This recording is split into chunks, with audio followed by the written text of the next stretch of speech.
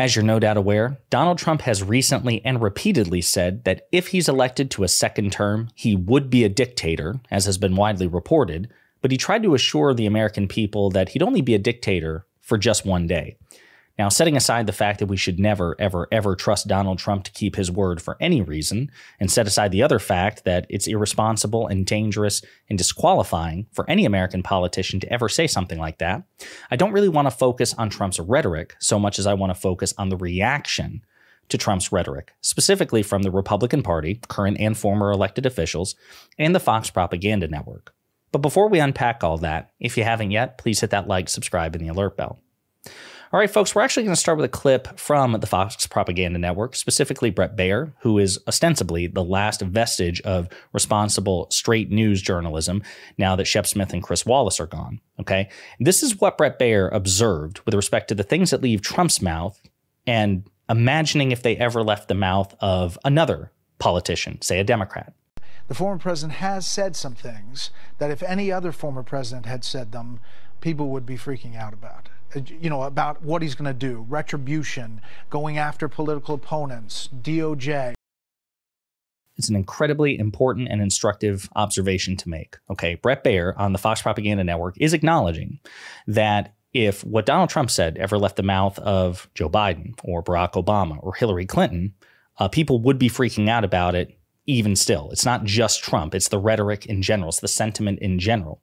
And certainly Fox News would be freaking out about it. Can you imagine if Barack Obama had ever said that he would be a dictator on day one, either after the first or second election? They'd have to open up a third channel. They have Fox News, they have Fox Business, and they'd have to open up Fox Obama to cover it nonstop. As a matter of fact, another Republican, Joe Scarborough, who's on MSNBC, he also made a very similar observation. Well, I mean, Willie, think about it. If any other politician in American history were asked the question, are you going to be a dictator? No. Donald Trump never answered it. He never answered it. But he actually did answer it. He did tell Hannity, I would be a dictator just on one day. Look at this guy. I love this guy. I said, he asked me if I'd be a dictator, and I just said I would be on day one. So he did answer it. And Joe Scarborough and Bret Baier are correct that if Donald Trump, or if anybody else other than Donald Trump ever said something like that, they would have given either a radically different answer, or if they didn't, the reaction would be catastrophic, hysterical, and rightly so. Now, this is what a former Republican congressman, and I just blanked on his name, Carlos Curbelo, who served until 2019. He served under the Trump administration, or when Trump, rather, was in office. This was his observation after Donald Trump made the dictator quote. Well, Jose, really, Donald Trump is saying what he's always believed out loud. He does not believe he is limited by the strictures of power. He does not believe he's limited by the Constitution. So even though he says, well, I'm not really going to do this, he leaves some room saying I'm going to do it for one day. And you saw Sean Hannity kind of push back there, but Trump repeated once again that he felt that at least for one day, it would be okay to abuse the powers of the presidency. Again, so far we're 3 for 3. Very great observations by Bret Baier, by Joe Scarborough, and by former Representative Curbelo. And yet, then you have the other side of the Fox propaganda network. Okay, so this clip was played during an interview between CNN's Jake Tapper and former Republican Congresswoman Liz Cheney, in which clips from Fox News react to this. You're right about Fox, the TV channel, a lot, the network. They were a huge part of how these lies obviously spread across the country. They're a huge part of why January 6th happened. They're again today challenging this book, challenging your warnings about how if Trump gets elected again, he might never step down if he wins. Take a listen to what Bret Baier had to say earlier this week about your warning. We saw 4 years of Donald Trump. Were there issues that crossed lines? Yes, they raised all kinds of questions.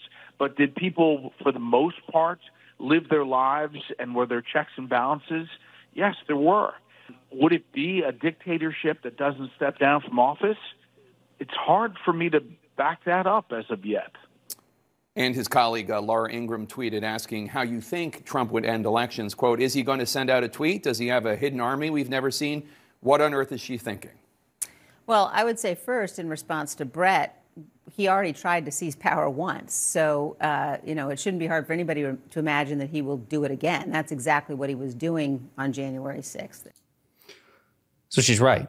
Donald Trump did indeed, like, the incredulity coming from Bret Baier is indefensible. It's really stupid. Like, his skepticism is absurd.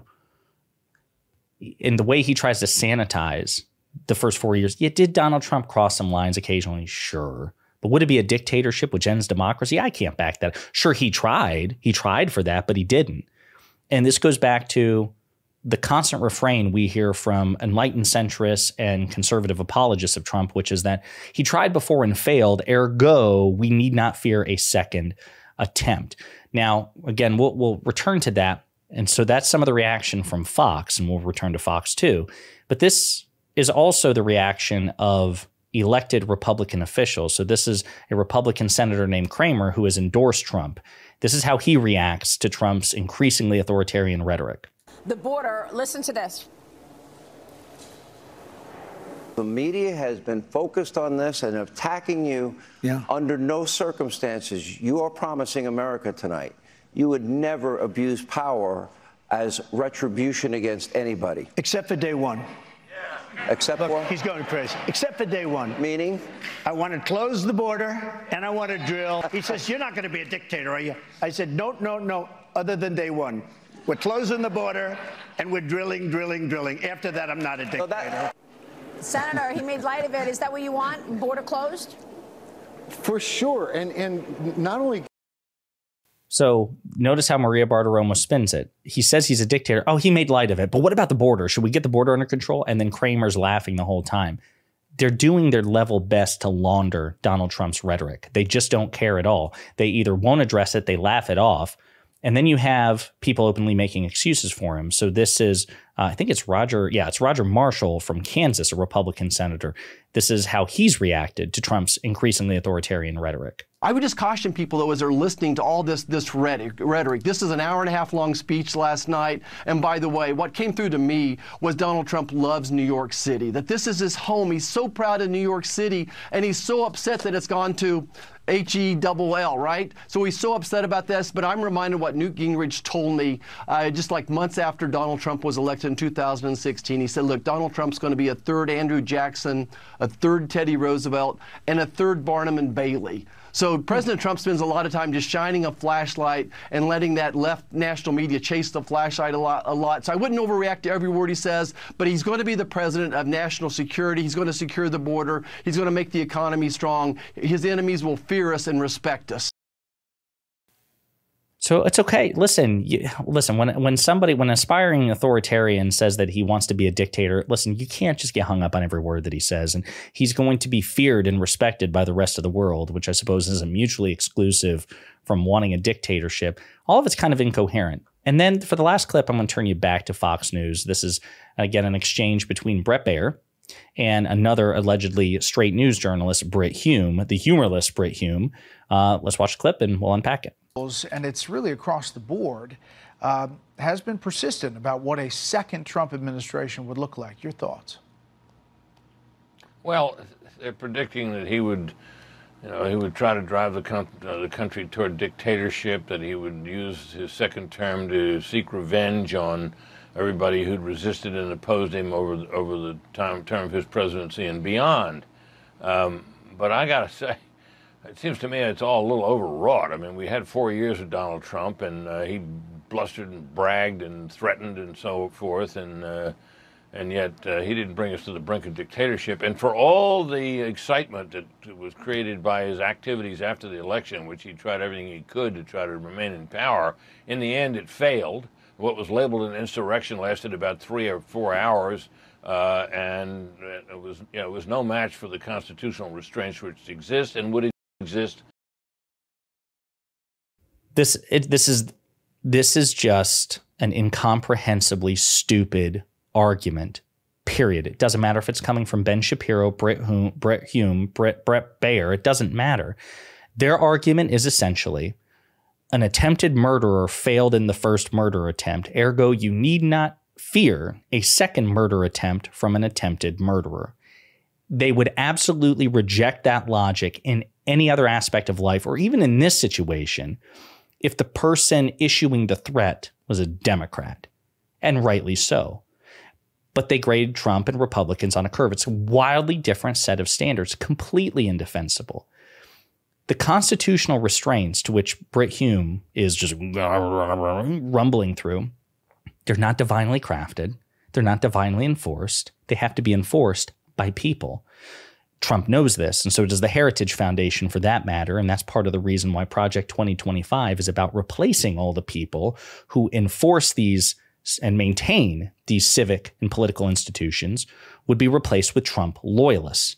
Certainly, the Fox propaganda network isn't going to hold him accountable or call him out. Certainly, the Republican Party is not going to do it. They all lack the courage of their convictions to do so. So then in the end, it comes down to the institutions. And again, I use the metaphor of, because everyone talks about guardrails. When guardrails are damaged, they have to be repaired and reinforced. And we never just shrug off. We never say to the person driving the car who ran into the guardrails in the first place, hey man, here are the keys, here you go. Put it in reverse, try again. Just try again. It'll be fine. You didn't go through the guardrails the first time. Doesn't mean that you'll go through it the second time. It's absolutely insane. And it's really gross, and it's really anti-democratic. It's certainly unpatriotic. And this has to be called out consistently in one voice by everybody. Fox News, you would never accept this if these words ever left Barack Obama's mouth, nor should you, or Joe Biden's mouth, nor should you. Why is it okay? Why are you downplaying it? Why are you sanitizing it? I mean, again, even in the same sentence, Brit Hume's like, sure, for all the excitement that his actions made, after the election, where he did everything possible to stay in power. How would Brit Hume react if it were Joe Biden? Do you think he'd say the same? Sure, Joe Biden tried to do everything to stay in power, but in the end it failed? Of course not. Standards matter. Hypocrisy matters. We need to talk about this. We should ruthlessly hold Fox News and the Republican Party accountable. Every reporter, every journalist, everyone in a position to ask this person or these people questions should be asking that question. Why is it okay for Donald Trump to say he'd become a dictator? What assurances do you have the American people? And by the way, would you find it acceptable if a Democrat ever said something like that? Look into the camera and say yes or no. And of course, they couldn't do it.